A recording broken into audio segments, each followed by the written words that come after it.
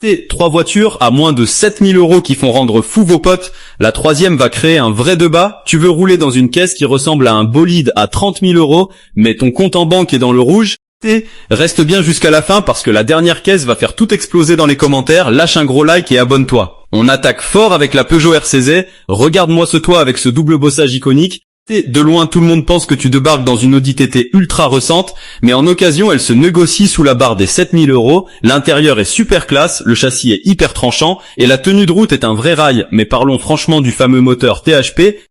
Les connaisseurs le savent, la chaîne de distribution peut devenir un gros cauchemar si l'entretien n'a pas à être parfait. Alors dis-moi en commentaire, tu prends le risque pour le style ou tu zappes complètement.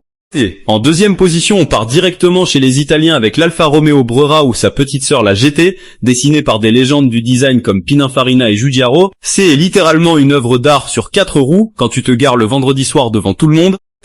Tous les regards se braquent immédiatement sur toi. Pour un budget situé entre 5000 et 6500 €, tu repartiras avec la ligne d'une vraie supercar italienne, des sièges en cuir magnifiques et un son moteur qui te donne le sourire à chaque grosse accélération. Mais attention aux détails embêtants. Le poids sur le train avant se fait bien sentir, et l'électronique italienne aime parfois faire sa propre fête toute seule. Si tu es 100% Team Alpha, lâche ton plus beau drapeau italien en commentaire et partage cette vidéo à tes potes.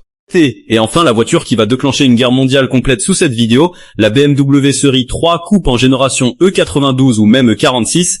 On parle d'un vrai châssis propulsion, d'une ligne tellement fluide qui n'a pas pris une seule ride en 20 ans, et de ce statut social instantané quand tu poses les clés sur la table devant tes potes. Tu peux encore dénicher des exemplaires très propres autour des 6500 €, mais ne nous voilons pas la face du tout. Entre la surcote qui s'installe doucement, l'entretien bavarois qui chiffre vite, et le prix de l'assurance si tu es jeune permis, est-ce que c'est encore le bon plan du siècle ou une ruine financière garantie? Si tu avais les 7000 € sur ton compte là maintenant tout de suite, tu repartirais avec la RCZ l'Alpha ou la BM. Écris ton choix en commentaire et donne-moi ton meilleur argument. Je réponds à tout le monde, partage la vidéo et abonne-toi pour la suite.